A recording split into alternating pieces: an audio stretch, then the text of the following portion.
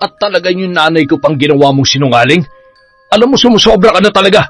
Sa susunod na saktan mo ulit ang inay, hindi na ako makakapagtimpi. Makakatikim ka na sa akin. Naintindihan mo? O yan, magluto ka ng hapunan natin. Pagod at gutom na ako. Bilisan mo! Tama nga ang hinala ko. Masasama kayong tao. Mga walang puso. Magbabayad kayo. Mga magnanakaw. Manahimik ka. Bakit? Ano sa tingin mo? Kaya mo kami? Isa ka lamang bubwet at hindi mo kami mapipigilan sa plano namin. Magsama kayo ng ina mo. Mga uto-uto. Ngayon sa amin ang lahat ng meron kayo. Tayo na, anak. Wala nang dahilan pa para magtagal tayo dito. Nagawa na natin ang matagal na nating plano. Ganyan nga. Ngayon matitikman ninyo ang kabayaran ng inyong kasamaan. Mabuti nga sa'yo, lalong-lalo na sa anak mo. Pero sa katulad mong isang konsentidor na ina na nagpalaki ng halimaw, dapat lang na magtusa ka. Ngayon tingnan ko lang kung saan ka dadalhin ng kaswapangan at katapangan mo. Luluha ka ng dugo dahil sa sumpang magpapahirap sa'yo, mapaaraw man o gabi. Kamatayan lamang ang magiging daan upang matapos ang iyong paghihirap, Aling Tessa. Taon 2007, Rizal. Umalingaw-ngaw ang sigaw ni Rowena sa buong kabahayan nang madatnan nito ang kanyang ama na si Efren na nakahandusay at duguan. Nung mga oras na yon, mag-isa lamang ang lalaki dahil kasalukuyang nasa trabaho pa ang asawa niyang si Rose. Nasa labas naman ang anak niyang si Rowena. Maagang pinauwi ni Rose si Efren dahil biglang sumama ang pakiramdam nito, kaya napilitan ang lalaki na sundin ang kanyang asawa. Nanginginig pang kinuha ng dalaga ang telepono para tawagan ang kanyang ina. Hello, Nay? Si tatay po.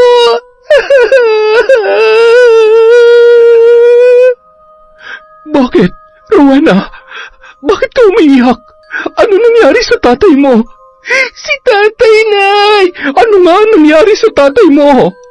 Rowena naman, pinapakaba mo ako eh.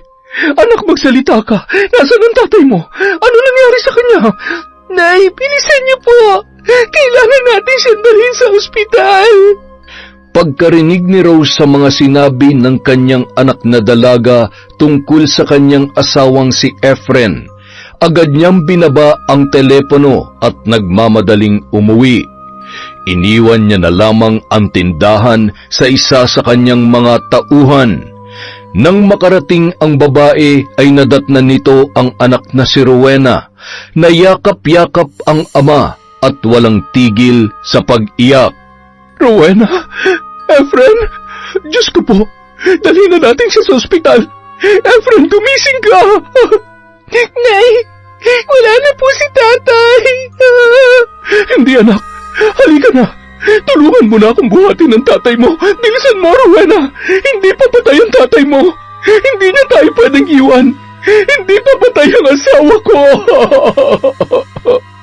Hindi mapigilan ni Rowenang maawa sa kanyang inang si Rose sa naging reaksyon nito nang madatnan na wala ng buhay ang kanyang ama. Sabay na humahagulhol ang dalawa habang yakap-yakap ang lalaki. Pilit na niyuyugyug ni Rose ang katawan ni Efren at hindi matanggap ang pagkamatay nito. Nay, tama na po. Wala na po tayong magagawa. Iniwan na po tayo ni tatay. Hindi pwede. Efren, asawa ko. Makalipas ang ilang minuto, nang mahimasmasan si Rose, doon niya pa lamang naisip na usisain ang kanyang anak kung ano ang tunay na nangyari. Nagsidatingan na rin ng mga oras na yon ang kanilang mga kapitbahay nang marinig ang ingay na nagmumula sa kanilang bahay. Maging ang mga yon ay nabigla sa pagkamatay ni Efren, Kanya-kanya silang haka-haka kung ano ang dahilan ng pagpanaw ng lalaki dahil wala man lamang nakakita sa nangyari. Kawawa naman si paring Efren. Maagang nawala sa mundo. Naniniwala ba kayo na nadulas siya't nabagok ang ulo? Hindi kaya sinadya ang pagkamatay niya? Nakakapagtaka kasi. Ang lakas-lakas pa niya. Hindi siya basta-basta madudulas sa sahig. Ano ka ba? Aksidente nangyari kay Efren. Ganun talagang buhay. Kapag oras mo na talaga. Kawawa naman yung mag-ina, lalo na si Rowena. Maaga na ulila sa ama. Makalipas ang 1 linggo, nailibing na ang bangkay ni Efren.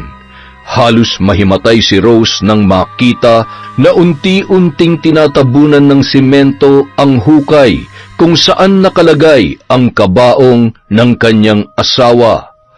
Araw-araw natulala ang babae at halos wala ng ganang kumilos. Maging ang kanilang negosyo ay napabayaan na rin niya. Labis naman ang awang nararamdaman ni Rowena para sa kanyang ina. Nay, nalulungkot po ako na makita kayong ganyan. Alam ko po ang sakit na nararamdaman ninyo. Pero kailangan niyo pong bumangon. Kung nasaan man po si tatay ngayon, hindi siya papayag na magkaganyan po kayo, Nay. Magpalakas kayo. Nandito pa po ako. Ano na lamang ang mangyayari sa akin kapag kayo na ang sumuko? Paano po pag nagkasakit kayo dahil sa ginagawa ninyo? Ilang araw na kayong walang maayos na tulog at wala kayong ganang kumain. Pasensya ka na, anak. Hanggang ngayon hindi ko pa rin kasi matanggap na iniwan na tayo ng tatay mo. Pakiramdam ko, hindi ko kayang mabuhay na wala siya. Naiintindihan ko po kayo, Nay.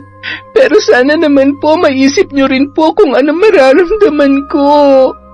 Wala na po si tatay. Dahil sa ginagawa niyo, baka pati kayo mawala na rin sa akin. At tuluyan nang pumatak ang butil-butil na luha ni Rose mula sa kanyang mga mata habang pinakikinggan ang sinasabi ng kanyang anak.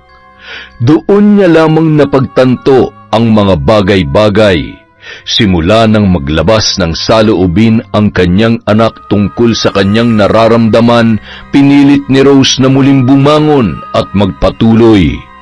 Makalipas ang ilang araw, hindi maipaliwanag ni Rowena ang tuwang naramdaman nang makita ang ina na nag-aasikaso sa kusina. Totoo po ba nakikita ko? Hindi po ba ako nananaginip? Ano ka ba naman, anak? Maghilamos ka ng hat, kakain na tayo. Nakapagluto na ako ng agahan natin. Mamaya pupunta ako sa tindahan. Marami akong dapat ayusin. Hoy, Rowena, naririnig mo ba ako? Ha?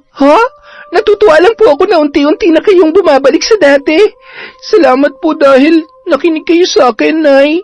Sabay po nating haharapin ang lahat ng problema. Tandaan niyo po na palagi lamang ako nasa tabi niyo. Mahal na mahal ko po kayo, Nay. Payakap nga sa mahal na mahal kong anak. Tama ka. Marami pang dahilan para bumangon. Maraming salamat dahil hindi mo sinukuan si nanay. Salamat dahil hindi ka nagsawang ipaalala sa akin na hindi pa katapusan ng mundo, na hanggat nabubuhay tayo, mayroon pang pag-asa. Kung nakikita lang tayo ni tatay ngayon, sa palagay ko masayang masaya siya.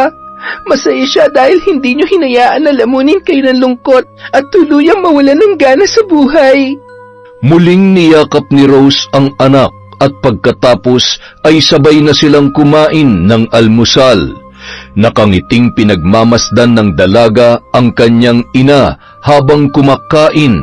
Pagkatapos ay nagpaalam na si Rose kay Rowena para pumunta sa kanilang pwesto. Hindi pa mapawi ang saya sa muka ng dalaga hanggang sa tuluyan ng makaalis ang kanyang ina. Maraming salamat po, Diyos ko.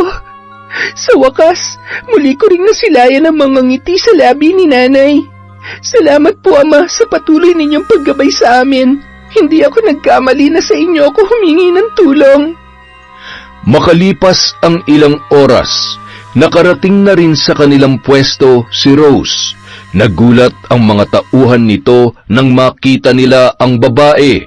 Dahil simula nang mamatay ang kanyang asawa, hindi na ito nagawi sa tindahan.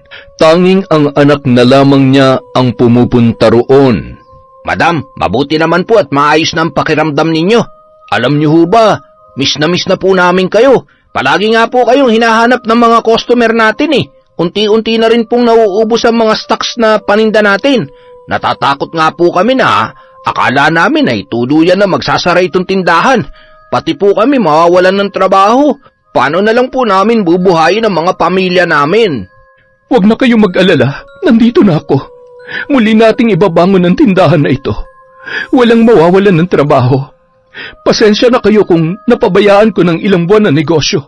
Pati tuloy kayo ay naapektuhan. Hamot babawi ako sa mga panahong wala ako. Natutuwa ako dahil kahit na muntikan na malugi ang negosyo natin, hindi pa rin ninyo kami iniiwan. Masaya ako na may mga taong katulad ninyo. Muntikan pang magkaiyakan sina Rose at ang kanyang mga tauhan. Wala nang inaksayang oras ang babae at agad na inasikaso ang mga dapat ayusin. Tiningnan niya rin isa-isa kung ano ang mga kulang sa kanilang tindahan. Pagkatapos ay namili at pinunan ulit ang mga kulang na paninda. Kinagabihan. Rowena, anak, ikaw na munang bahala dito sa kusina, ha? Magpapahinga muna ako saglit. Medyo napagod ako maghapon. Ang dami kong inasikaso sa tindahan eh. Gisingin mo na lamang ako kapag nakapagluto ka na. Sige po, Nay. Ako na po ang bahala dito. Nanibago po siguro ang katawan ninyo. Gusto niyo po, masahihin ko po kayo mamaya. Sige anak, gusto ko yan. Basta gisingin mo na lamang ako kapag kakain na tayo. Baka kasi mapasarap ang tulog ko eh. Makalipas ang isang oras, nakatapos ng mag-asikaso si Rowena sa kusina. Naghain na rin siya ng kanilang hapunan. Tumungo siya sa kwarto para gisingin ang noon ay mahimbing na natutulog na si Rose. Pinagmamasdan niya ang maamong mukha noon habang bahagyang nakabuka ang bibig at humihilik. Kawawa naman si Nanay. Mukhang napagod ng husto. Ay, Nay, gising na po. Kakain na po tayo. Nakahain na po ako. Anak, ang sakit ng katawan ko. Medyo busog pa naman ako dahil nagmerienda ako kanina. Sige po, itatabi ko na lamang po yung ulam ninyo. I love you, Nanay. Good night po. Inayos ni Rowena ang kumot ng kanyang ina bago yun lumabas sa kwarto at dahan-dahang isinara ang pinto. Kumain na lamang mag-isa si Rowena. Pagkatapos maghugas ng pinagkainan, natulog na rin ang dalaga. Kinabukasan, maagang nagising si Rowena at agad na naglinis ng bahay at ininit na rin ang natirang ulam para sa kanyang nanay. Sinangag niya rin ang kanin dahil paborito yon ng kanyang ina. Sakto namang pagkagising ni Rose ay nakahain na ang anak nito. Oh, Nay, gising na po pala kayo. Halika na po, mag-almusal na tayo. Sakto, siguradong gutom kayo at hindi kayo kumain kagabi. Sobrang napagod talaga ako kahapon, anak. O siya, sige, kumain na tayo. Kailangan maaga akong pumunta sa tindahan. Marami pa akong dapat asikasuhin. Siya nga po pala, Nay. Wala naman akong pasok ngayon. Sasama po ako sa inyo sa tindahan. Ay, mabuti pa nga, anak. Pero baka may mga gagawin ka. Ako nang bahala sa tindahan. Mag-aral ka na lamang. Unahin mong pag-aaral mo. Kaya ko naman at may mga katuwang naman ako doon. Wala naman po, Nay. Natapos ko na po lahat ng gagawin ko. Wala na po akong gagawin dito sa bahay dahil maaga po ako nagising para maglinis at magligpit. Gusto ko rin pong mas matutunan ng pasikot-sikot sa negosyo natin. Ay, sige. Ikaw talaga. Manang-mana ka sa tatay mo. Mabait, matalino, at napakasipag pa. Makalipas ang 2 linggo, unti-unti na namang nanumbalik ang sigla ng negosyong napundar ng mag-asawang Rose at ang yumaong si Efren. Laking pasasalamat ng babae dahil sa kabila ng mga hamon na dumaan sa kanilang buhay ay lakas loob niyang nalampasan ang lahat ng yun. Isang araw, habang nagmamadaling naglalakad si Rose papunta sa kanilang tindahan, hindi niya namalayan ang paparating na lalaki at aksidenteng nagkabanggaan silang dalawa. Ay, sorry miss, hindi ko sinasadya. Pasensya rin, nagmamadali kasi ako. Ayos ka lang ba? May masakit ba sa'yo? Ayos lang ako. Sige, maiwan na kita. Pasensya ka na ulit.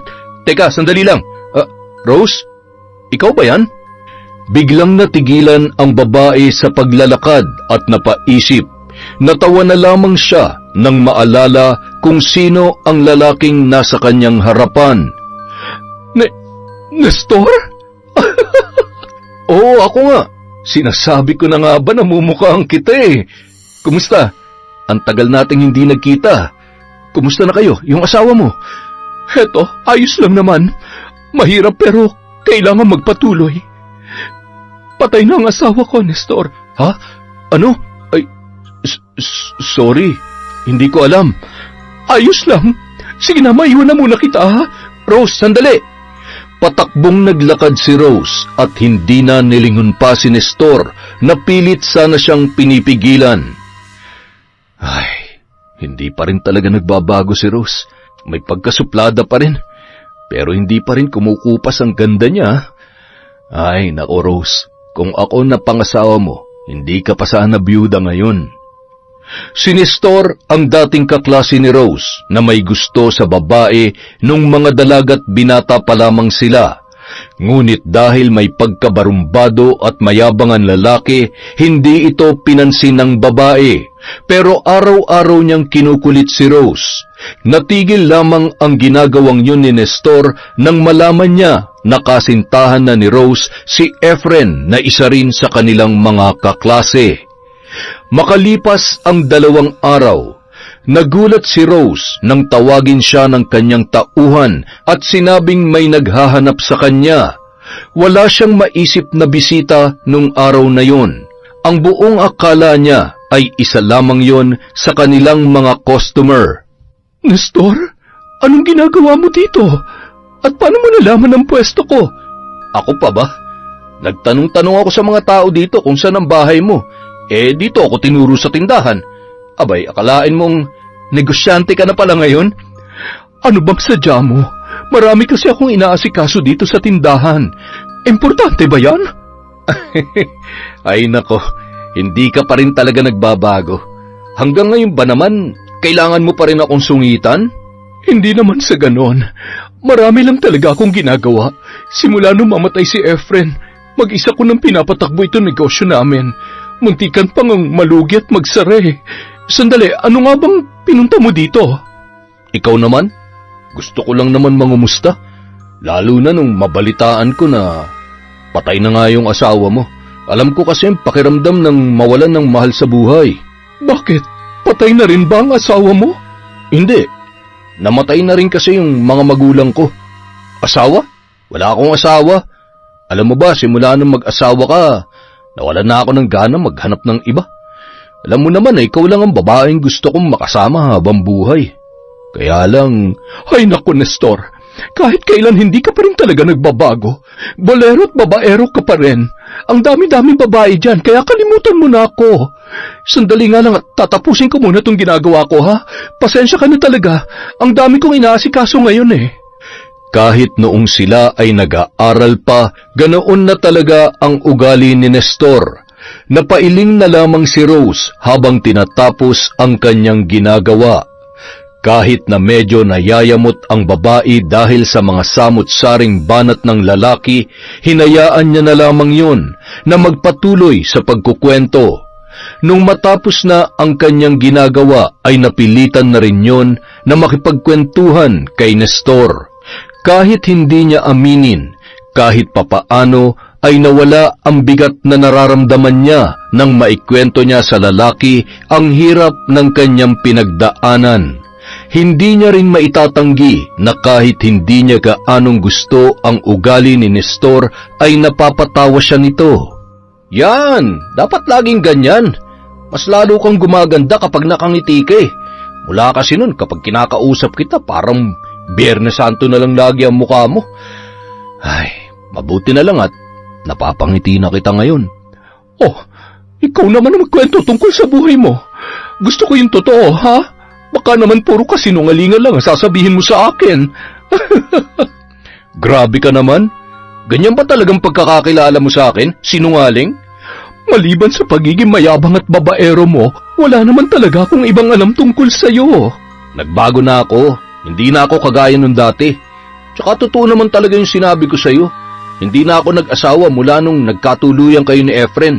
Pero baka ngayon magbago na ang isip ko. Ha? Anong ibig mo sabihin? Wala. Sabi ko baka sakaling makahanap pa ako. Hindi pa naman huli ang lahat. Tsaka bata pa naman ako. Malakas pa naman ang tuhod ko. Ikaw talaga puro kakalokohan. Magseryoso ka nga. Kaya siguro walang babaeng naniniwala at nagkakagusto sa iyo eh. Ay. Ilang sandali pa, biglang natigil ang pag-uusap ng dalawa nang biglang dumating si Rowena. Ano po, Nay? Oh, anak, bakit ang aga mo? Wala ka na bang pasok? Anak? Uy, may anak ka pala? Oo, si Rowena. Ang nag-iisang anak namin ni Efren. Rowena, anak, magmano ka sa tito Nestor mo. Kaklase namin siya ng tatay mo noong high school. Mano po? Kaawaan ka ng Diyos, iha. Manang-mana sa iyong anak mo, Rosa. Ganyan na ganyan ka rin kaganda noon. Napatitig si Rowena kay Nestor mula ulo hanggang paa. Hindi niya gusto ang patuloy na pakikipagbiruan nito sa kanyang ina. Hindi niya maipaliwanag na sa unang kita niya pa lamang sa lalaki ay mukha ng mainit ang kanyang dugo rito. Maya-maya pa nagpaalam na si Nestor sa mag-ina. Matipid ng ngiti lamang ang itinugon ni Rowena sa lalaki sabay tumalikod. Nay, nanliligaw po ba sa inyo lalaking yon? Sus Mariosep ka naman anak, bakit mo naman naisip yan? Kilabutan ka nga sa sinabi mo. Hindi pa nga inaabot ng taon nang mawala ang tatay mo eh. Tapos ngayon magpapaligaw na ako. Anak naman, baka kurutin ako sa singit ng tatay mo o di kaya naman ay biglang bumangon yun sa hukay. Ay, kumakatingin naman kasi sa inyo, parang ewan. Huh? Ganun talaga si Nestor, anak. Kaya hindi na ako nanibago sa ugali niya. Huwag ka mag-alala. Hindi naman ako magpapaligaw sa tulad niya. Ang tatay Efren mo lang ang tanging lalaking minahal ko at ang tanging lalaki na mamahalin ko. Dapat lang, Nay. Wala makakapalit kay tatay. Tsaka kung sakali man na magpaligaw ka, huwag naman sa lalaking yon. Mukhang hindi mapagkakatiwalaan. Ewan ko ba, hindi magandang pakiramdam ko sa kanya. Ang anak ko talaga, kung ano-ano ang iniisip. Magmerienda ka na nga lang at maya-maya ay magsasara na tayo. Samantala, nang makarating sa kanilang bahay si Nestor ay pasipol-sipol pa yun. Nadatnan niya ang kanyang ina na si Aling Tessa na nagluluto ng kanilang hapunan. Mukhang ang saya-saya ng anak ko ah. Saan ka ba nanggaling? Hindi lang basta masaya, Nay. Sobrang saya ko. Eh, bakit naman? Nanalo ka ba sa loto? Naka-jackpot ka ba? Yayaman na ba tayo? Inay naman talaga, pera na naman ang nasa isip. Nagkita po kami ni Rose, yung babaeng madalas kong ikinukwento sa inyo noon. Oo, ano naman ngayon kung nagkita kayo? Di ba may asawa na yon? Ano bang balita sa kanya? Patay na ho si Efren, yung asawa niya. Biyuda na siya ngayon. Ibig sabihin, pwede ko na ipagpatuloy yung naudlot kong panliligaw sa kanya noon. Sa tingin mo, porket biyuda na siya, papayag na siyang ligawan mo? Kung noon nga hindi ka nagtagumpay, ngayon pa kaya? Nay naman, wagas naman kayo kung makatawa dyan. Wala kaya tang tiwala sa anak mo eh. Magaling kaya tong dumiskarte. Wala talaga. Tsaka ano naman ang mapapala mo sa babaeng yon? Eh wala ka naman matinong trabaho tapos dadagdag ka pa ng palamunin? Diyan ka nagkakamali, Nay. Jackpot tayo kay Rose. Malakas ang negosyo niya. Kung sakali mapapangasawa ko siya, di ba lahat ng kayamanan niya mapapasakin din? Para na rin ako nanalo sa loto noon. Anong sabi mo? May negosyo si Rose? Totoo ba yan, anak? Totoong totoo, Nay. Aba, ayos, Nestor. Kung ganon, edi sige, susuportahan kita sa binabalak mo. Nanay talaga, ibang klase. Pag pera pinag-uusapan, ang bilis magbago ng isip. Ano ka ba? Pareho lang tayo, no? Oh, kailan ka magsisimula manigaw? Gusto mo samahan kita? Ipagluto natin. Nay, relax. Ano ka ba? Masisira pa diskarte ko niyan eh. Siyempre, hindi muna sa ngayon. Kamamatay lang nung asawa niya eh. Dahan-dahan lang. Kukunin ko muna ang loob niya. Tapos, saka na ako magsasabi ng totoo kong intensyon sa kanya. Baka naman kasi sabihin niya, sinasamantala ko yung kalungkutan niya. Tama anak, ang talino mo talaga. Ang galing mo mag-isip, manang-mana ka sa akin. Humagalpak ng tawa ang mag-ina at tuwang-tuwa si Aling Tessa sa mga narinig na plano ng kanyang anak na si Nestor. Tulad ng dating nakagawian ng kanyang anak, madalas itong manligaw ng mga babae at hinuhut-hutan ng pera. Nagpapakasasa naman sa pera ang ina nito, kaya naman kinukonsinti niya ang kanyang anak. Ipinagtatanggol pa ng ginang sa mga babaeng naloloko niya si Nestor. Makalipas ang mga araw, napapadalas ang pagdalaw ng lalaki sa pwesto ni Rose. Madalas din itong madatnan ni Rowena tuwing pumupunta sa tindahan ang dalaga. Dumidiretso kasi siya palagi doon pagkatapos ng kanyang klase. Nay, umamin nga po kayo sa akin. Nanliligaw na ba sa inyo ang lalaking yon? Mukhang napapadalas na po yata ang pagdalaw niyo dito at may pabulaklak-bulaklak pa na nalaman. Hindi anak, kaibigan ko lamang si Nestor. Tinanong ko na rin siya kung bakit niya ako palaging binibigyan ng bulaklak. Kung may iba ba siyang intensyon sa akin. Sabi niya wala naman daw. Gusto niya lang daw makatulong na maibsan ang lungkot na nararamdaman ko simula nung mawala ang tatay mo. Sa katunayan nga, hindi lang akong binibigyan niya. Ikaw din anak. Ito, para sa'yo daw to. Hindi po ako tumatanggap ng bulaklak, lalo na kung galing sa lalaking yon. Anak, bakit ba ang init ng dugo mo sa tito Nestor mo? Wala naman siyang ginagawang masama ah. Ganoon lang talagang ugali noon, pero mabait naman siya. Basta nay, binabalaan kita, tigilan mo ng pakikipagmabutihan sa kanya. Napabuntong hininga na lamang si Rose sa inasal ni Rowena, lalo na pagtungkol kay Nestor. Hindi niya maintindihan kung saan nanggagaling ang pagkairita ng bata sa lalaki. Lingid sa kanyang kaalaman, madalas mangutang si Nestor para lamang makabili ng bulaklak para may maibigay sa mag-ina. Gusto nitong magpabango ng pangalan, lalo na kay Rose. Palagi ring dinadahilan ng lalaki sa kanyang inuutangan na kapag naging asawa niya ang babae ay magiging mayaman na siya. Babayaran niya ang mga inutang niya at nangako na dodoblehin pa ang kanyang ibabayad. Oh, Nestor anak, kumusta naman ang panliligaw mo kay Rose? Sinagot ka na ba niya? Hindi pa nga nay. Hindi ko pa sinasabi na liligawan ko siya. Relax lang kayo dyan. Darating tayo dyan. Antayin ko muna na abutin ng taon ng pagkamatay ng asawa niya. Nakakahiya naman kay Efren na susulutin ko agad si Rose. Ano ba yan? Ang tagal pa pala. Nangangati na mga kamay ko na makahawak ng malaking pera eh. Huwag kayong mag-alala, Nay. Malapit na mangyari yan.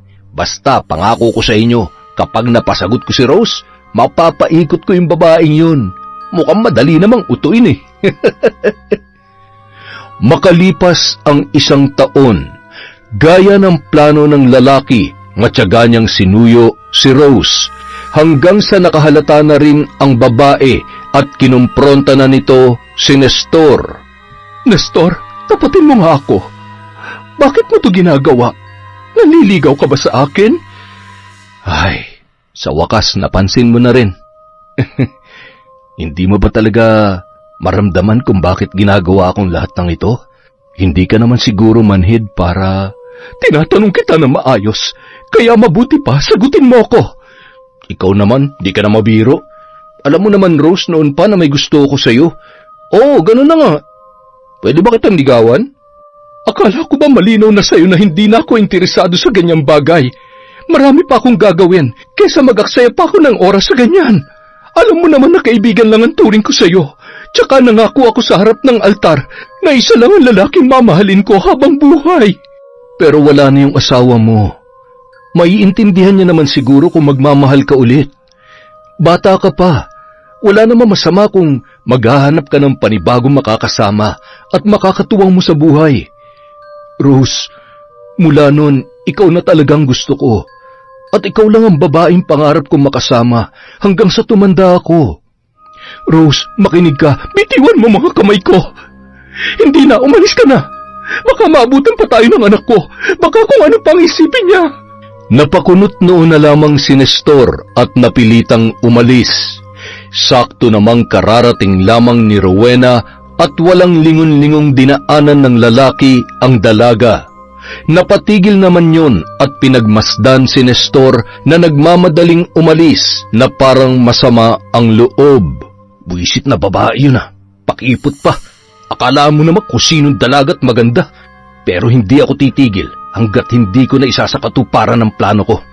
Ang buong akala ko kapag namatay na ang Efren na yun ay madali ko na makukuha si Rose.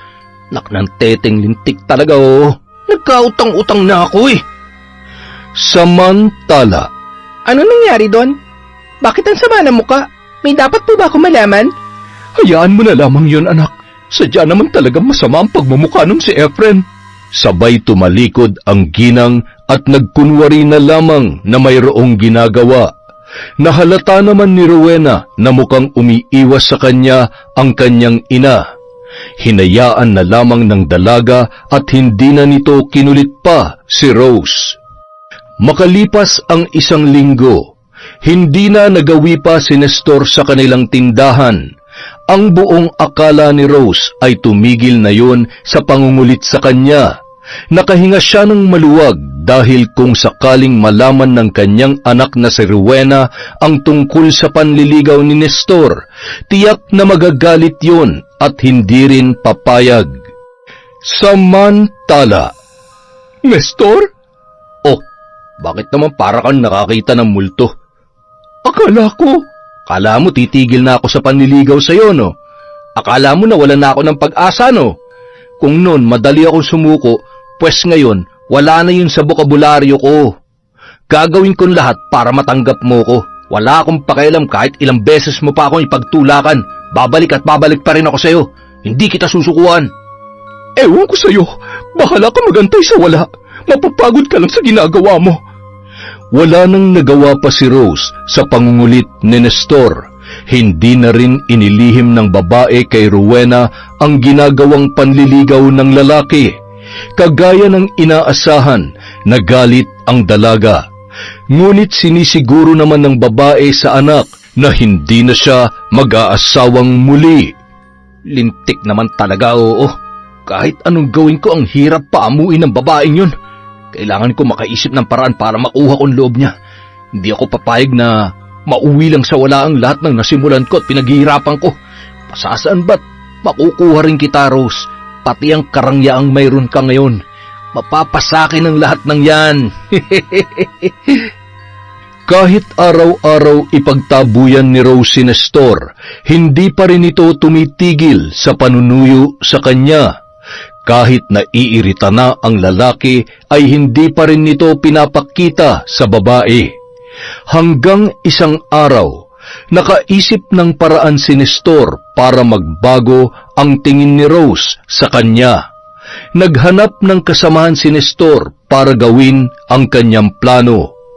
Siguraduhin mo lang na babayaran mo kami ng malaki para sa pinapagawa mo, ha? Oo na, basta gawin nyo na lang ang trabaho nyo. Gawin nyo na maayos ang inuutos ko, ha? Siguraduhin nyo lang na hindi kayo papalpak at hindi ako sasabit. Maliwanag ba? Areglado, basta hindi ka sasablay sa usapan, ha?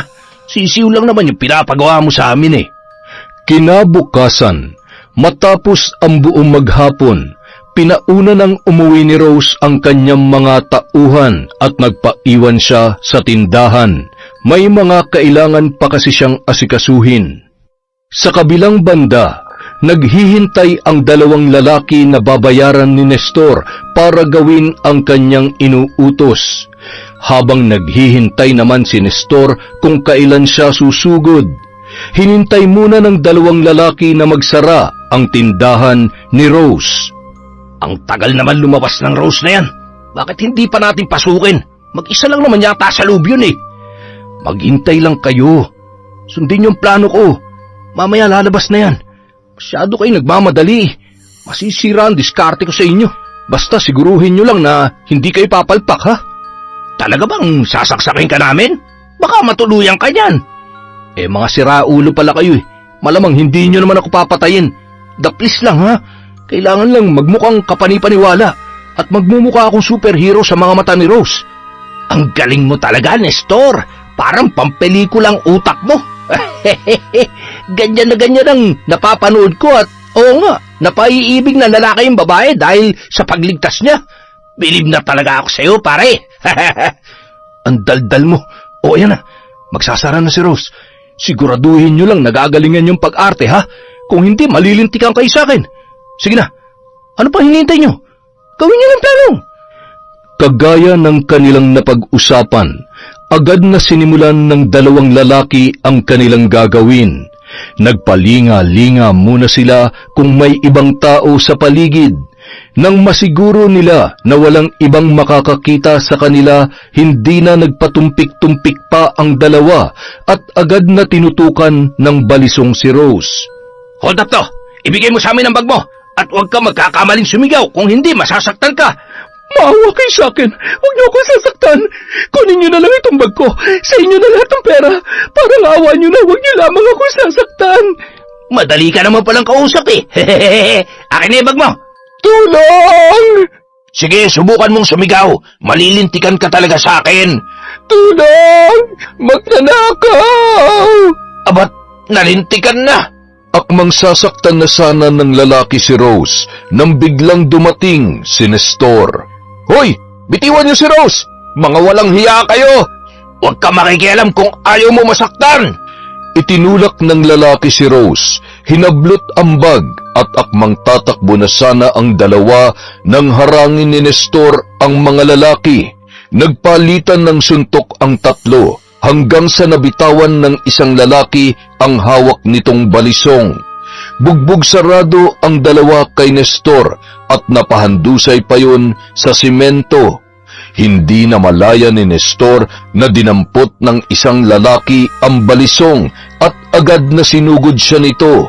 Tinamaan siya sa tagiliran, dahilan para umagos ang masaganang dugo. Kumaripas naman ng takbo ang dalawa. Patakbong pinuntahan ni Rose ang kinaruroonan ng dugoang lalaki. Ayos ka lang ba? Naku, may tama ka, Nestor. Huwag ka mag-alala. Malayo to sa bituka. Ikaw, kumusta ka? Nasaktan ka ba? Ayos lamang ako. Kailangan madala ka sa ospital. Tulong! Tulungan niyo kami!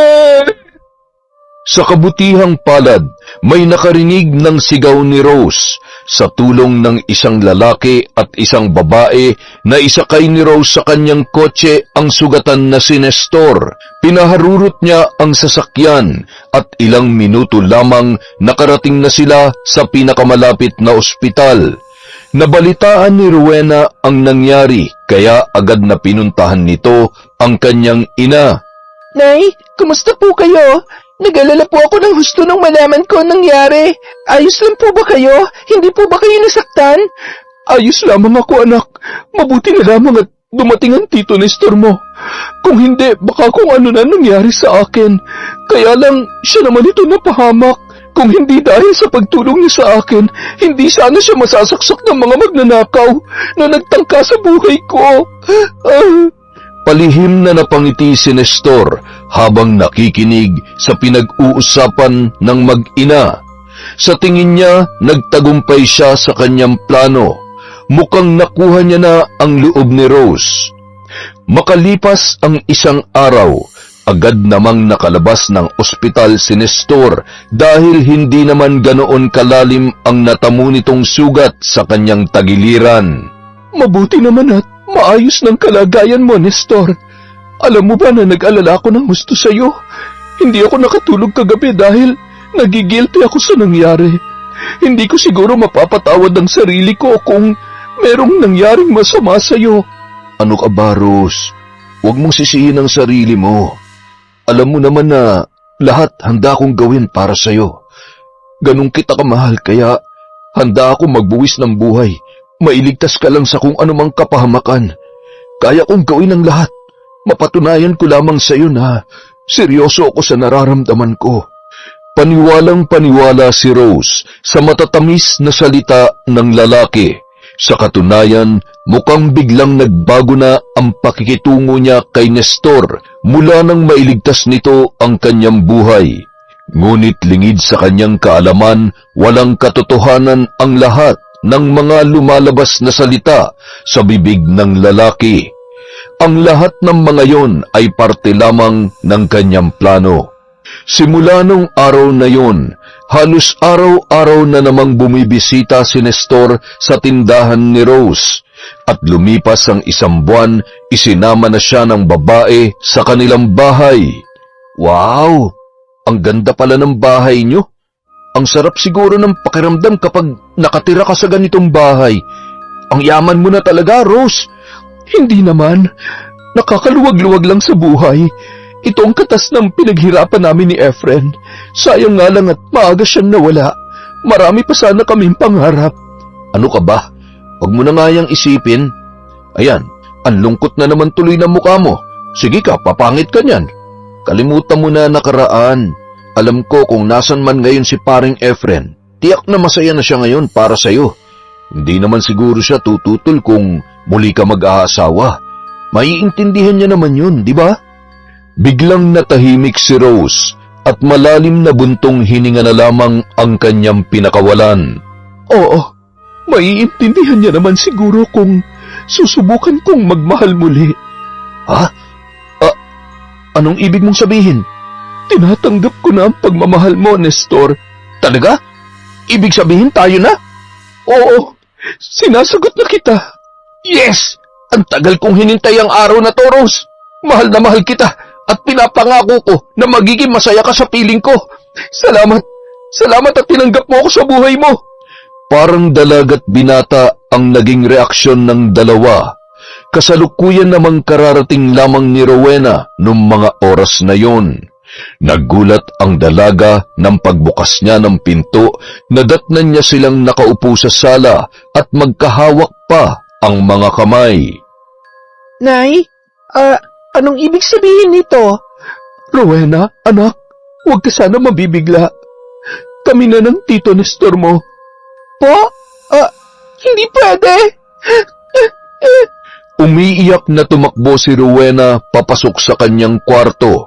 Hindi matanggap ng dalaga na sinagot na ng kanyang ina ang kanyang tito Nestor.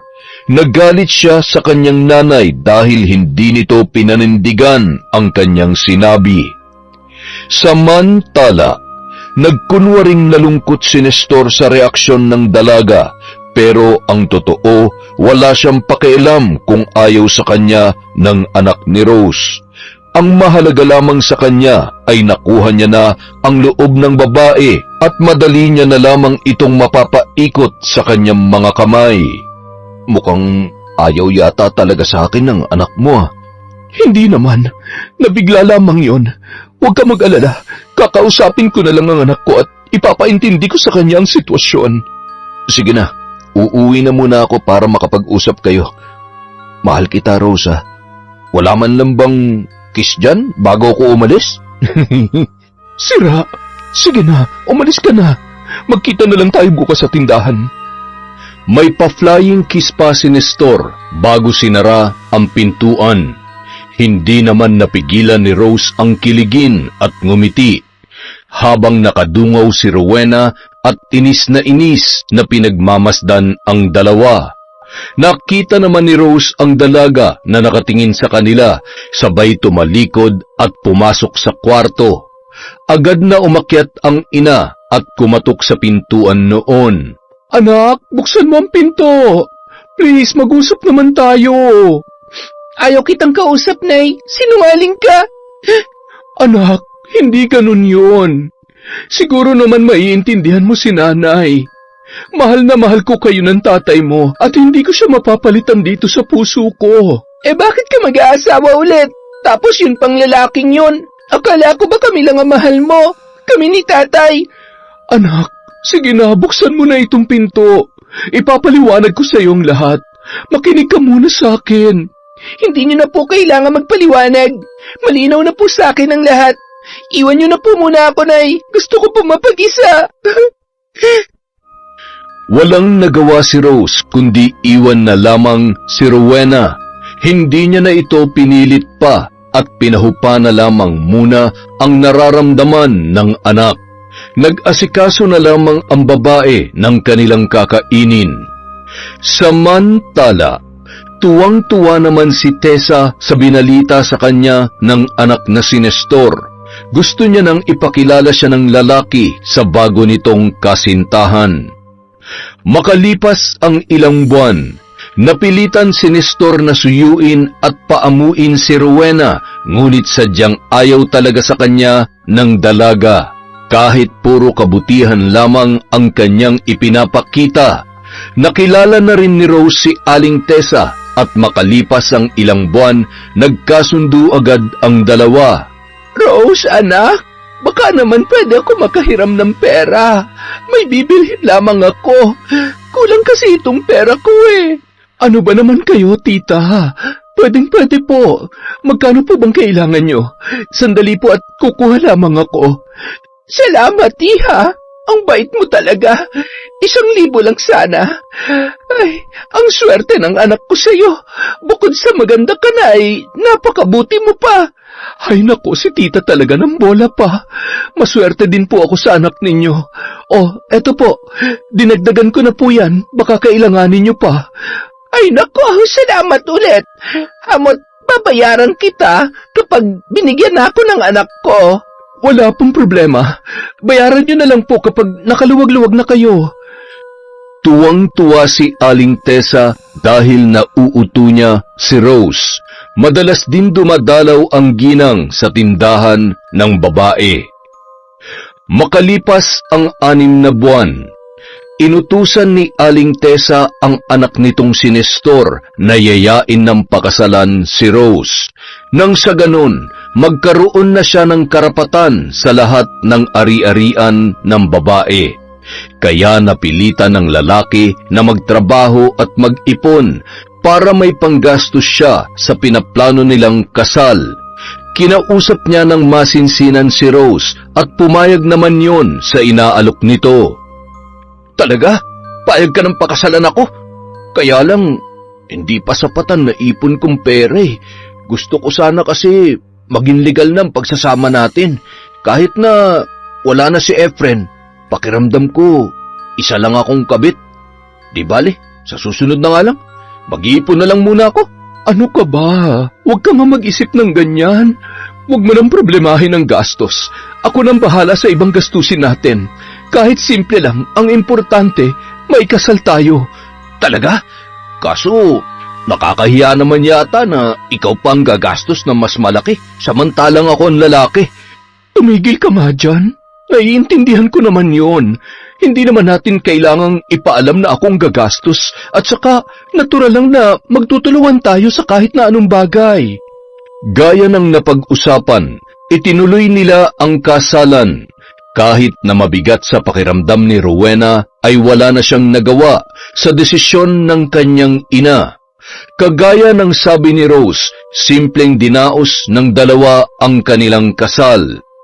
Makalipas ang ilang araw, dahil sa mababa lamang ang sahod ni Nestor sa kanyang trabaho, nagdesisyon si Rose na patigilin na ito at tulungan na lamang siya sa pagpapatakbo ng kanyang negosyo.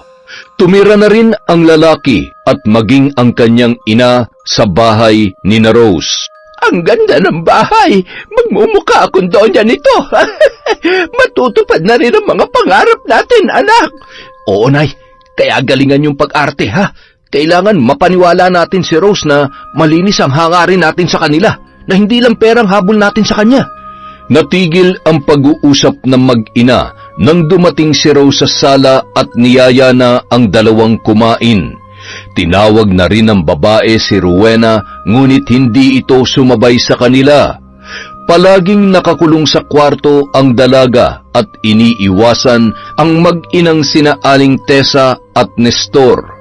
Makalipas ang ilang buwan, Natutunan na ni Nestor ang pasikot-sikot ng negosyo, ngunit napapadalas din ang paghingi nito ng pera kay Rose, lalo na ang kanyang nanay na si Aling Tessa. Ngunit ipinagsawalang bahala lamang yon ng babae, pero napapansin yon ni Rowena at madalas niyang pinaaalalahanan ang kanyang ina. Nay, hindi pa ba kayo nakakahalata? Pera lang ang habol na mag-inang yan sa inyo. Mag-iingat po kayo. Baka isang araw magising na lamang kayo na limas na ang lahat ng perang pinaghirapan nyo na maraming taon. Anak naman, baka mamaya'y marinig ka ng Tito Nestor mo at ni Nanay Tessa. Nakakahiya na pinagbibintangan mo sila. Anak, pinagpagura naman ng tito mo ang perang ibinibigay ko. Tinutulungan niya ako sa negosyo natin. Malaki ang tulong niya, kaya kung pwede lang, baguhin mo na ang tingin mo sa kanya. Pero parang sobra-sobra naman na po yata yung binibigay nyo, Nay. Tinatanong niyo po ba kung saan niya ginagastos yung pera? At yung matanda naman, akala mo kung sino mayaman? Kahit ano binibili? Akala mo pinupulot lamang natin ang pera? Hayaan mo na lamang, anak. Masaya naman ang inay eh. Huwag ka mag-alala. Alam ko kung ano ang ginagawa ko. Wala kang dapat ikabahala. Basta ikaw, kung kailangan mo ng pera o kung may gusto ka rin, sabihin mo sa akin, bibilhin natin. Hindi ko po kailangan ng pera. Sa katunayan, marami na akong ipon sa mga natitira sa baon na binibigay nyo. Alam ko po kasi na pinaghihirapan nyo ang perang yon, kaya pinapahalagahan ko, Nay. Ayaw ko lang ho na mauwi sa wala lahat ng nasimulan ninyo ni Tatay. Natuwa naman si Rose sa katangian na mayroon ang kanyang anak na dalaga. Napakaswerte ng babae dahil napalaki niya ng maayos ang nag-iisa niyang anak. Isang araw, habang naglalakad si Rowena kasama ang mga kaklase nito, ay bigla siyang napatigil nang makita ang sasakyan ng kanyang ina. Nagtataka siya kung bakit nandoon ang kanyang nanay. Hindi naman siya nito sinusundo sapagkat may school bus naman siyang sinasakyan. Anong ginagawa dito ni Nanay? Teka, ha? Anong... Sinasabi ko na nga ba may tinatagong katarantaduhan ng lalaking ito eh? Pagkatapos ng klase, dumiretso si Rowena sa tindahan para alamin ang totoo. Pagdating niya roon, wala pa ang kotse ng kanyang nanay. Nay, nasan po yung sasakyan ninyo? At nasan po si Tito Nestor? Bakit wala siya dito? Di ba dapat tinutulungan niya kayo? Hiniram ng tito mo yung sasakyan. May aasikasuhin daw siya. Nagbabalak kasi siyang magtayo ng isa pang negosyo. Kakausapin niya raw yung magiging kasosyo niya. Negosyo? Hindi kaya babaeng pinagkakaabalahan niya? Alam niyo po, may nakita ko kanina. Nakita ko sila. Sila? Sinong sila? Si Tito Nestor po. May kasama po siyang babae. Inaalalayan pa nga habang sumasakay yung babae sa sasakyan niyo. At mukhang ang sweet-sweet pa nila. Anak, alam kong hanggang ngayon ay ayaw mo pa rin sa Tito Nestor mo. Pero mali naman yata na siraan mo siya sa akin. Baka naman mali ka lang ng pagkakaintindi sa nakita mo. Kanya na ba talaga kalambot ang puso mo pagdating sa lalaking yon, Nay? Bahala kayo kung ayaw niyo maniwala sa akin. Sige, pagdating niya tatanungin ko siya para naman mapanatag ang isip mo. Tumalikod na lang si Rowena at umalis. Mukhang nalason na ang isip ng kanyang ina ng kanyang Tito Nestor. Malaki ang pinagbago ni Rose simula nang mapangasawa ang lalaki. Naging sunod-sunuran na lang yon sa lahat ng gusto ni Nestor.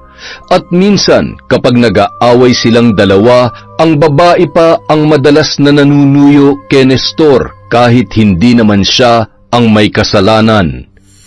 Kinahapunan, tumawag si Nestor kay Rose na gagabihin siya ng uwi dahil hindi pa siya tapos sa kanyang nilalakad. Kaya nagpahatid na lamang ang babae sa kanyang tauhan gamit ang tricycle na service nito. Nakaramdam ng kaba ang babae. Bigla niyang naalala ang sinabi ng kanyang anak na si Rowena. Diyos ko, huwag naman po sanang totoong nakita ng anak ko. Hindi ako papayag na lukuhin ni Nestor. Hindi ko alam kung ano magagawa ko sa kanya kapag nalaman kong pinagtataksilan niya ako. Kinagabihan, mag-aalas 10 na nang makauwi si Nestor. Nagising si Rose na noon ay nakatulog sa sofa sa kahihintay sa kanyang asawa. Bakit ngayon ka lang? Tapatin mo nga ako, Nestor. Nang bababae ka ba? Ano bang pinagsasasabi mo dyan? Nagpaalam naman ako sa iyo. Nag-text ako sa iyo na gagabihin ako ng uwi. Tapos pagbibintangan mo ako. Pagod na nga ang tao, tapos kung ano-ano pang pinagsasabi mo dyan. Ay, Matulog na tayo. Naantok na ako eh. huwag kang magsinungaling. Si Rowena mismo nakakita sa'yo. Totoo ba? Totoo bang nakita ng anak ko? Magsabi ka ng totoo, Nestor. Sino yung kasama mo? Sino yung babaeng isinakay mo sa kotse ko? Malakas na sampal ang natamo ni Rose mula sa mabigat na kamay ni Nestor. Nagising naman si Rowena sa ingay na narinig nito. Maging si Aling Tessa ay nagising din. Agad na bumaba si Rowena para saklolohan ang kanyang inang umiiyak habang hawak-hawak ang kanyang muka. Anong nangyayari dito? Walang hiya ka? Anong karapatan mo para saktan ng nanay ko? Rose, mahal, pasensya na, hindi ko sinasadya. Nabigla lamang ako sa mga binintang mo sa akin. Rowena, hindi ko intensyon na saktan ng nanay mo. Ikaw naman pala, Rose eh. Ano bang sinabi mo sa anak ko? Nagpapakahirap nga yan para umasenso ang buhay ninyo? Ayan tuloy, nasaktan ka. Galit na galit si Rowena nang sinabihan siya ni Rose na pumasok na sa kwarto at mag-uusap lamang sila ni Nestor. Mukhang baliwala lamang sa babae ang ginawa sa kanya ng lalaki. Padabog na sumunod ang dalaga at nakakuyom ang mga kamay sa sobrang galit na nararamdaman. Makalipas ang ilang linggo, sina Aling Tessa at Rowena lamang ang madalas maiwan sa bahay. Dahil sa wala naman silang katulong, madalas utusan ni Aling Tessa sa mga gawain ang dalaga. Dati ang ginang ang gumagawa noon, ngayon ay unti-unti na yung nagbabago. Nakahilata na lamang ito maghapon at nanonood ng TV.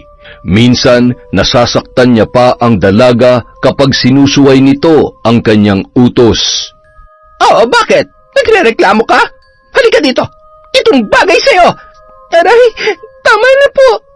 Bitawan niyo po ang buhok ko, nasasaktan po ako. Talagang masasaktan ka kapag hindi mo sinunod lahat ng inuutos ko. At subukan mo magsumbong sa nanay mo, malilintikan ka sa akin. Hindi mo alam kung ano ang kaya kong gawin. Kaya kung ako sa'yo, manahimik ka na lang at sumunod. Ha! Sinasabi ko na nga ba, may masama kayong balak sa amin. Mga mapagsamantala at napakasama ng ugali niyo. Kayo ng anak mo. Manahimik ka kung ayaw mong paduguin ko yung uso mo. Wala kang respeto. Ayan, labahan mo lahat yan. Huwag na huwag ka magsusumbong sa nanay mo, naiintindihan mo? Maya-maya pa, biglang bumukas ang pinto at laking gulat ni Aling Tessa nang dumating si Rose. Hindi niya inaasahan na uuwi ito ng maaga. Rowena, apo, ako na maglalaba dyan. Sabi ko naman sa'yo, ako na lamang ang gagawa niyan. Ayan tuloy, pawis ka na. Halika nga dito at pupunasan kita. Subukan mo lamang magsumbong at malilintikan ka sa akin. Napakasipag naman talaga ng anak mo, Rose. Kapag wala siyang pasok, lagi akong tinutulungan sa mga gawain dito. Hindi ba, Rowena? Ang galing-galing mong bata ka. Opo. Magmerienda na muna kayo. May dala akong pansit dito. Araw-araw, halos ganoon ang sitwasyon ni Rowena. Hindi niya pa nahuhubad ang uniforme kung ano-ano na ang inuutos ni Aling Tessa sa dalaga. Maraming beses na gustong magsumbong ni Rowena sa kanyang ina, ngunit palaging nakaabang si Aling Tessa. Madalas ay pinandidilatan siya nito ng mata. Isang araw, nag-usisa si Rose dahil hindi niya makita ang perang kanyang itinatabi sa bahay. Tumanggi naman si Nestor, wala raw siyang kinukuhang pera. Nang nagkakagulo na ang dalawa, lumapit sa kanila si Aling Tessa. Baka naman si Rowena ang kumuha. Hindi naman sa pinagbibintangan ko yung bata. Nakita ko siyang pumasok dyan kahapon. At nakita ko rin noong isang araw, mukhang napapabarkada yung anak mo. Hindi po yun magagawa ni Rowena. Kailanman ay hindi niya nagawang basta na lamang kumuha ng pera. Anong ibig mo sabihin? Ako bang pinagbibintangan mo? Nakita mismo ng dalawa kong mga mata na siya lang ang pumasok dyan kahapon. Bakit hindi mo halugugin ang kwarto niya? Baka doon niya tinatago ang pera. May ipon naman po ang anak ko, kaya malabo po mangyari yon. Bakit hindi mo subukan maghanap?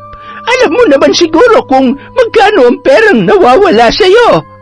Gaya ng sinabi ni Aling Tessa, nagsimulang maghalughog si Rose sa kwarto ni Rowena. Nakita niya ang alkansya kung saan nilalagay ng dalaga ang kanyang mga ipon. Ngunit laking gulat ng babae nang iangat ni Aling Tessa ang kama ng dalaga. Bumungad sa kanya ang nawawalang pera ni Rose. Samantala, masaya si Rowena na binuksan ang kanilang pintuan para sabihin sa ina ang magandang balita na siya ang nangunguna sa kanilang klase. Ngunit malakas na sampal ang sumalubong sa dalaga. Walang hiya kang bata ka. Kailan ka pa natuto mangupit? Yan bang natutunan mo sa pagbabarkada? Hindi kita pinalaki ng ganyan. Ha? Ano pong sinasabi niyo? Bakit niyo po ako sinampal, Nay? Magmamaang-maangan ka pa talaga. Ito ang nawawala kong pera. Bakit nasa kwarto mo? Hindi mo naman kailangan magnakaw, Rowena. Di ba sabi ko sa'yo pag may kailangan ka, magsabi ka lamang sa akin? Wala po ako ninanakaw. Hindi ko po ninakaw ang perang yan. At hindi ko po alam kung bakit nasa loob ng kwarto ko yan. Huwag ka na magsinungaling. Ayan ang ebidensya. Hindi ko mapapalampas ang ginawa mong ito. Simula ngayon, hindi ka na makakalabas ng bahay. Bawal ka na rin gumamit ng cellphone. Lahat ng gadget mo kukunin ko nang sa ganon magtino ka. Nay, maniwala po kayo sa akin. Hindi ko po kayang gawin ang binibintang niyo sa akin. Anak niyo po ako. Paniwalaan niyo naman po ako, Nay. Bumuhos ang masaganang luha ng dalaga dahil hindi siya magawang paniwalaan ng kanyang ina. Pagsapit ng gabi, nag-impake ng damit si Rowena. Nang masiguro ng dalaga na tulog na ang lahat, kinuha niya ang kanyang alkansya at dahan-dahang lumabas ng bahay. Sa kabutihang palad, may tricycle pa itong nasakyan papunta sa bahay ng kanyang kaklase. Makalipas ang ilang minutong biyahe, nagulat naman ang kaklase niya na si Sheila at ang lola nito na may kumakatok sa kanilang pintuan ng alanganing oras. Oh, iha! Sus Maria Joseph, ano ang ginagawa mo dito? Kaming-gabi na bakit may dala kang mga gamit? Ano ba nangyari sa iyo at namumugtoy ang mga mata mo? Halika, pumasok ka. Hindi ka ba natakot na lumabas ng alanganing oras? Lumayas ka ba sa inyo? Hindi na nakapagsalita pa si Rowena sa sunod-sunod na tanong ni Lola Eda. Kumuha ng isang basong tubig ang kaklase ng dalaga at ipinainom yun sa kanya. Nang makahinga ng maluwag ay agad na ikinuwento nito ang buong nangyari. Malapit kasi siya sa matalik na kaibigan na si Sheila, na kaklase niya mula elementarya. Madalas niyang dinadalaw ang maglola at para na rin siyang apo kung ituring ng matanda. Sige, apo. Dito ka muna sa bahay. Magpahupa ka muna dyan sa galit na nararamdaman mo. Pero kailangan mo rin bumalik sa inyo dahil nasisiguro ko na nag-aalala ang nanay mo. Gusto mo bang samahan kita bukas? Ayaw ko po munang umuwi sa amin, Lola. Pwede po bang dito na lang muna ako? Pwede po ba? Pumayag naman ang matanda na pansamantalang manatili doon si Rowena. Naawa ito sa kalagayan ng dalaga, lalo na't nakita niya kung gaano kaapektado at nahihirapan yon sa kanyang sitwasyon. Nag-aalala rin yon na baka kung saan pa pumunta si Rowena at mapahamak. Kinabukasan, Nataranta si Rose nang buksan niya ang kwarto ng kanyang anak at wala roon si Rowena. Naisip ng babae na maaaring naglayas ang dalaga dahil wala ang isang bag at ilang mga damit noon. Sinubukan niyang magtanong-tanong sa mga kaklase, ngunit hindi alam ng mga yun kung nasaan ang dalaga. Hanggang sa may nakapagturo sa babae na nasa bahay yon ni Lola Eda at ng kanyang anak. Sinubukan nilang puntahan at pauwiin si Rowena, ngunit tumanggi yon na sumama sa kanya. Lumipas ang ilang linggo, hindi pa rin umuwi si Rowena. Marami rin ang nangyari sa buhay ng kanyang ina na hindi niya nasaksihan. Napadalas ang pag-aaway ng mag-asawa dahil sa madalas na inuumaga ng uwi si Nestor. Madalas ding sinasaktan ng lalaki ang kanyang ina dahil sa impluwensya ng alak kung ano-ano ang pinaggagawa nito sa babae. Bugbog sarado si Rose at lahat ng yun ay hinahayaan lamang ni Aling Tessa. Madalas din pagnakawan ng ginang ang babae. Maging ang mga alahas nito ay ibinibenta at pinantataya lamang noon sa sugal. Isang araw. Nay, nakita niyo po ba yung kwintas at hikaw na nilagay ko dito sa lamesa? Aba, mali ko. At teka lang ha, parang hindi ko nagugustuhan yung tono ng boses mo. Pinagbibintangan mo ba ako? Hindi naman po sa ganun, kaya lang tayong tatlo lamang po ang nandito sa bahay. Aba, talagang ako nga ang pinagbibintangan mo? Ang kapal na mukha mo? Anong akala mo sa akin magnanakaw? Porke ikaw nagpapakain sa akin, gaganyan-ganyanin mo na ako? Nay, nagtatanong lamang po ako. Hindi ko po kayo pinagbibintangan. Ano hindi? Sabi mo tayong tatlo lang ang nandito. Sino magnanakaw? Si Nestor? Biglang natigilan ang dalawa nang dumating ang lalaki. Agad naman nagpaawa si Aling Tessa sa kanyang anak. Oh, ano nangyayari dito? Nay, ayos lang po ba kayo? Nestor, anak. Pinagbibintangan ako ng magaling mong asawa. Nagnakaw ng mga alahas niya. At ang lakas ng loob niya, nasaktan ako. Nay, hindi kita sinaktan. Bakit po kayo nagsisinungaling? At talagang ang nanay ko pang ginawa mong sinungaling. Alam mo, sumusobra ka na. Sa susunod na saktan mo ulit ang nanay ko, makakatikim ka na sa akin. Naintindihan mo? O yan, magluto ka ng hapunan. Pagod na pagod ako, tsaka gutom ako. Bilisan mo! Pero, masama ang pakiramdam ko. Hindi ko kaya magluto. Baka pwedeng... Anong pwede? Trabaho mong pagsilbihan ng asawa mo. Pasalamat ka nga, natutulungan ka ni nanay sa mga gawain dito sa bahay. Kung tutuusin, matanda ng nanay ko, kaya dapat hindi na siya nagkikikilos pa dito. Kung bakit kasi hindi ka nalang kumuha ng katulong eh.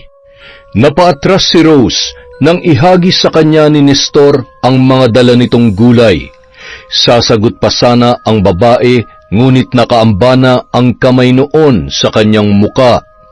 Isa-isang dinampot na lamang ni Rose ang mga gulay habang nag-uunahang tumulo ang kanyang mga luha. Naiinis sa sarili dahil sa sarili niyang pamamahay ay mukhang nawalan na siya ng karapatan. Matapos siya magluto, inihanda na niya ang mesa para makakain na ang mag-ina.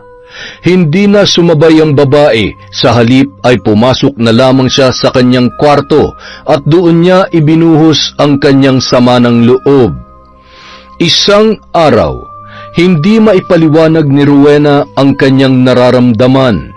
Mas lalo lamang siyang kinutuban at naalala nito ang kanyang ina.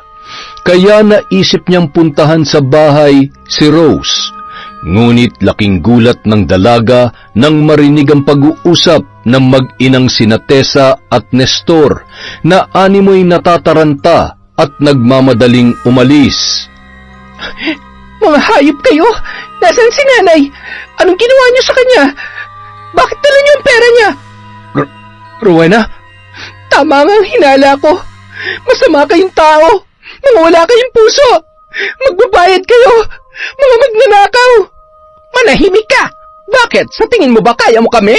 Isa ka lang bubuet at hindi mo kami mapipigilan sa plano namin. Magsama kayo ng ina mo. Mga uto-uto. Ngayon, sa amin na lahat na meron kayo. Tayo na anak. Wala nang dahilan para magtagal pa tayo dito. Nagawa na natin ang matagal na nating plano. Ha? Saan kayo pupunta? Hindi nyo matatakasan ang mga kasalanan ninyo. Balak sanang sugurin ni Rowena sina Aling Tessa, ngunit sa halip, ang dalaga ang nasaktan. Sinipa ng ginang ang dalaga at nginudngud pa nito ang kanyang muka sa sahig, dahilan para yun ay magkasugat. Yan ang bagay sa'yo. Pareho lang kayo ng nanay mo. Nagtatapang-tapangan, mga duwag naman pala. Nay, tayo na. Baka may makakita pa sa atin. Paano mag-inang ito? Baka magsumbong pa ito sa mga pulis. Malilintikan tayo. Kailangan madispatcha natin sila.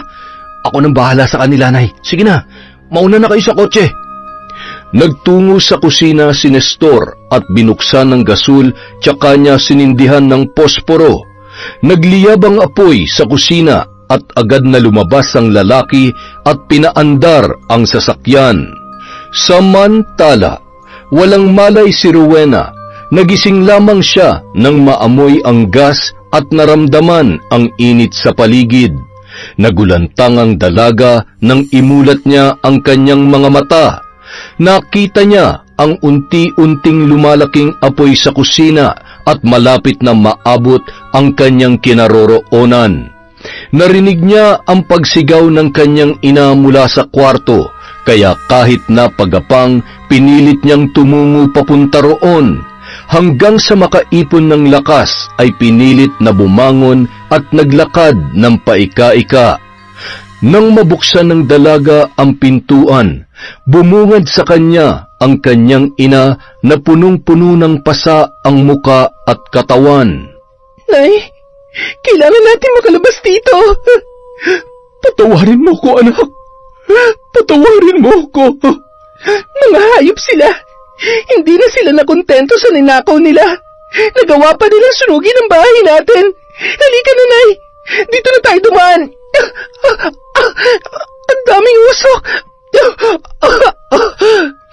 Nagkagulo naman ang mga tao sa labas nang makita ng mga kapitbahay ang nasusunog nilang bahay. Nagtulungan ang mga tao para apulahin ang sunog. May humingi na rin ng tulong sa bumbero. Sa awa ng Diyos, nakalabas ng ligtas ang mag-ina at napigilan ang pagkatupok ng kanilang bahay. Kawawa naman ang mag-ina. Ano kaya nangyari sa kanila? At nasaan na si Nestor tsaka si Aling Tessa? Bakit sila lang ang nasa loob? Dinala sa ospital si Rowena at Rose at doon ginamot ang kanilang mga sugat. Labis ang panghihina ni Rose dahil sa pagkakabugbog sa katawan nito at halos ilang araw din itong hindi makakain na maayos dahil sa pamamaga ng kanyang muka. Anak, patawarin mo ko kung hindi ako nakinig sa iyo. Kung sana lamang ay pinakinggan kita noon pa, hindi sana ito nangyari sa atin.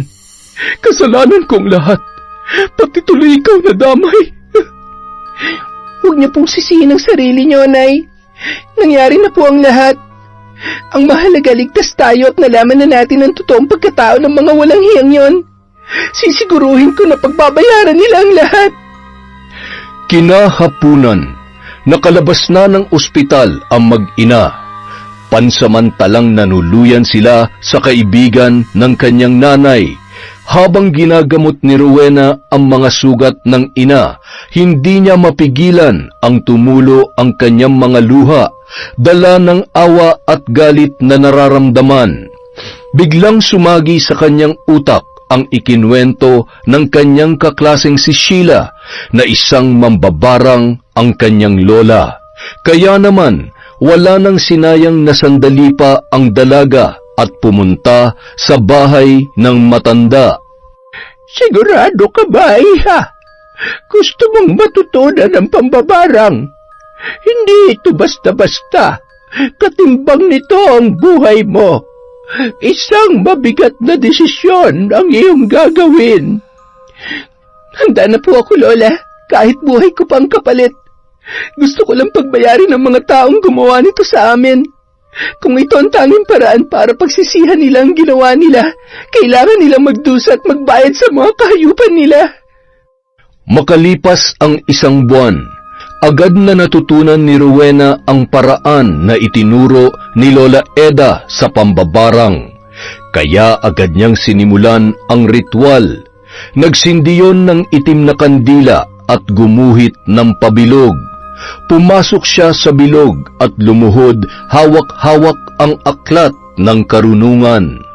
Sa pamamagitan ng kapangyarihan ng itim na aklat na ito, isinusumpa ko, magbabayad kayo sa ginawa niyo sa amin ni Nanay.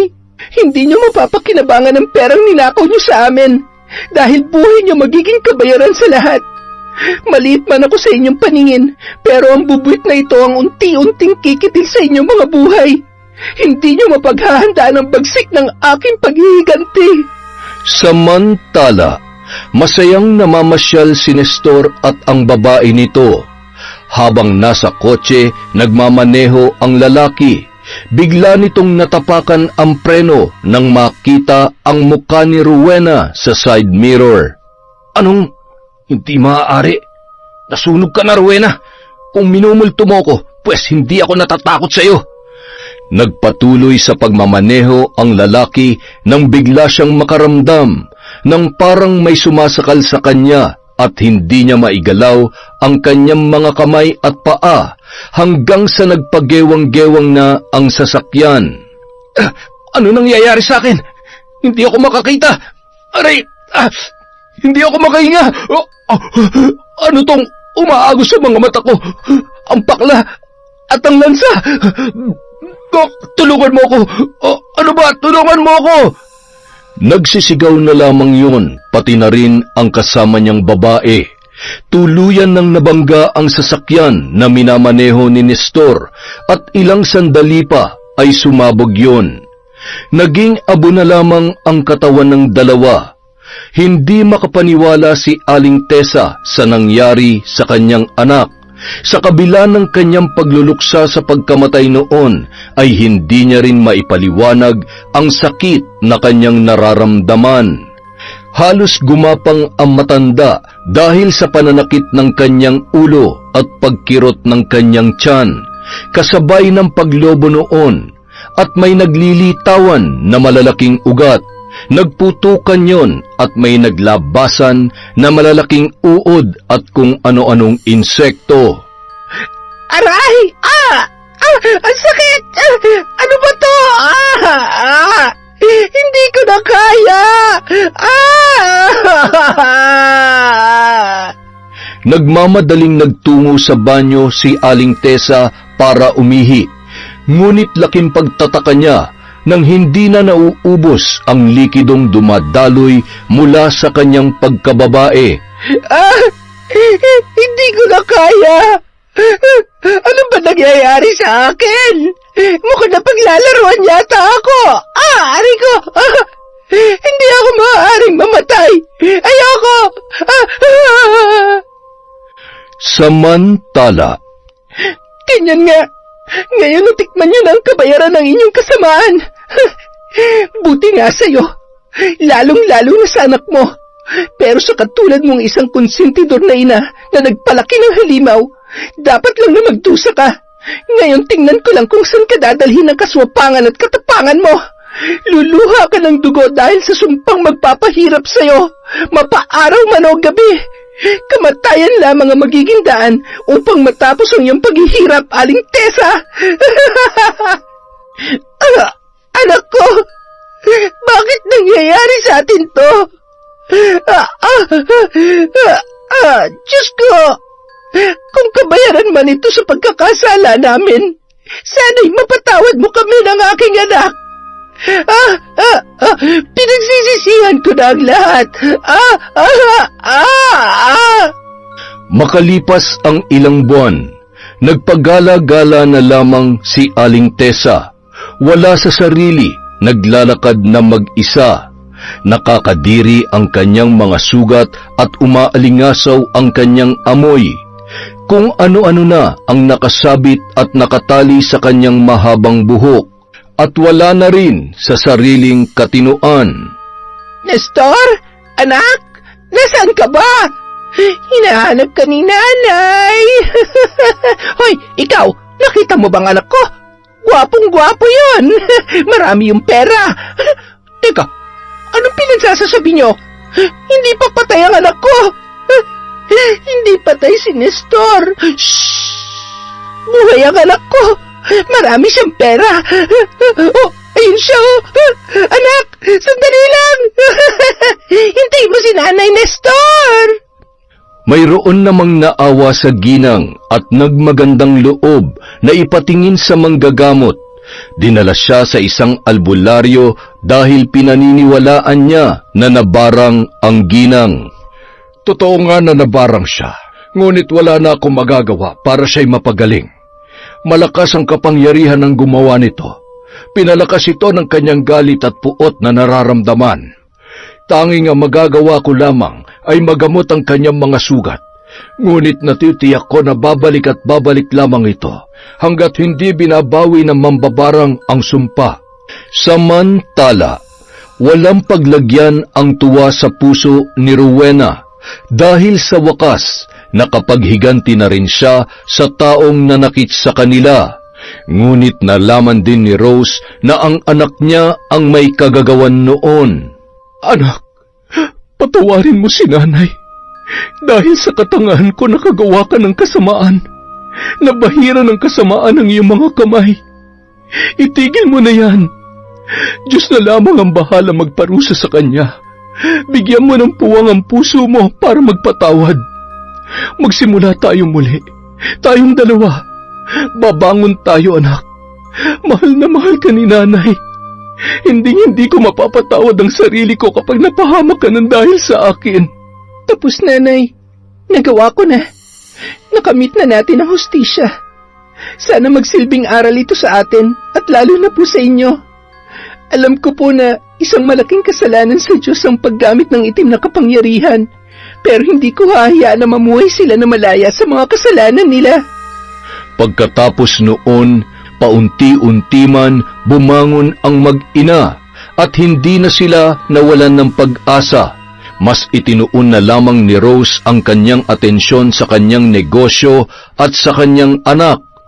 Makalipas ang ilang taon, nakapagtapos na rin sa pag-aaral si Rowena at unti-unti na nilang sinimulan ang pagpapatayo ng bago nilang bahay. Konting tiis na lamang, anak. Magkakabahay na ulit tayo. Hindi man kasing gara noong una. Ang mahalaga, magkasama pa rin tayo at masaya na tayo ngayon. Mahal na mahal ko po kayo, Nay. Masaya po ako na kayo ang kasama ko palagi. Wala na makakasira at makakapagpahiwalay sa atin. Yon! Isa na namang magandang kwento. Sa susunod na po, ulit ang ating shout-out. Maraming salamat po sa walang sawang pakikinig sa Kwentong Enteng.